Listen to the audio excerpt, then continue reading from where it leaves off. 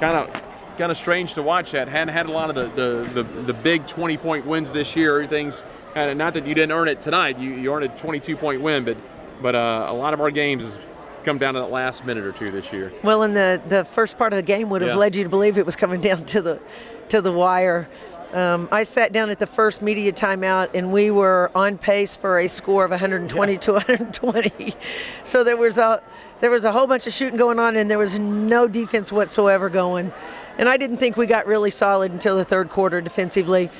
Our early foul trouble, we had strange lineups in. We were changing defenses, and we didn't do it very well. So we gave up a lot of easy stuff, some early offensive rebounds. But in the second half, I thought we got really solid. I also, defensively, I also thought we got solid on the boards, and we started pounding the ball to Cheyenne Creighton, which was really exactly what we wanted to do.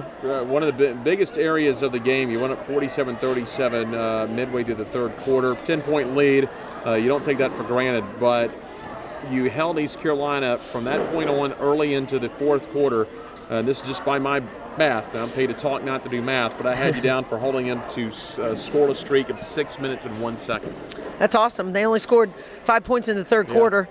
So if we went into the fourth quarter with that, they only scored 10 points in the fourth. So, I mean, I just felt like I thought we had a good mentality going into the game, but I think we maybe thought East Carolina was going to be a little bit easier than they were showing that they were going to be in the first half. We had a pretty serious halftime about what we needed to do and what our mentality was and what our goals were. So I was really pleased for the kids that we were able to go back effectively with our starting lineup, and we did. We went into lockdown, and that's where we won the game. And you locked down their best player. Gaffney's 13 points all came in the first half, held her scoreless in the second half. I doubt that's happened this year.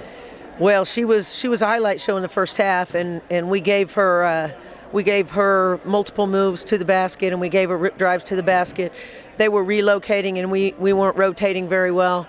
But again, when we finally settled into our man defense and quit switching defenses, when we got our starters back in the game and we really weren't dealing with foul trouble, we're pretty well versed on how to guard Princeton, and I thought our kids were really good at it. Big one at Cincinnati Saturday. Now, we all obviously know in the situation we're in, they're all big. They're all games you need to win. But the Cincinnati game is one that I think we were all kind of in the back of our heads looking at because they were right in front of us, a chance to pull a 1-and-1 with them and maybe have a tiebreaker on them if it comes down to that. They were at Tulane this evening. I don't know how that game came out. Tied at the half. Tied at the half.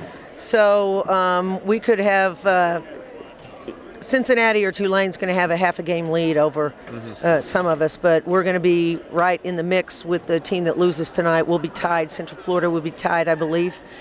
And it's kind of Jeff, as it is every year. We talk about this all the time, that it's going to be a mishmash in the middle there, and it's going to be a difference of one game or a tiebreaker that makes a difference. So up until last night, we owned all the tiebreakers except for Cincinnati.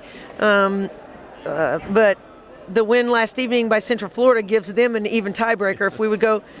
So it's going to be right down the stretch. But, all we know is that if we win 3, we'll likely be okay. If we win 4, we will likely get that 4 seed unless something else crazy happens. So we've just got to keep our heads down and do what we need to do and not worry too much about what everybody does, because we are still in control of what happens to us as we go down the stretch now in the next 4 games.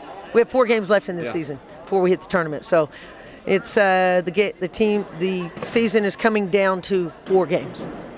3 straight, 5 of the last 6. You're hitting that stretch at the right time. Well, I feel like I jinxed us, even though I'm not superstitious, so I can't claim that. But, Bria Water-Cochran went down tonight, and she's important to us. But I thought Taylor Barnes filled in admirably, and we need to get her healthy. I said today before the game, we're as healthy as we've been all year, and now Bria goes down, but we may have to nurse her through the next 3 or 4 games. I was hoping that she'd be healthy, but it looks like she's going to need to play limited minutes again. All right, Coach, as always, we appreciate it. We'll see you up in Cincinnati. Thanks, Jeff.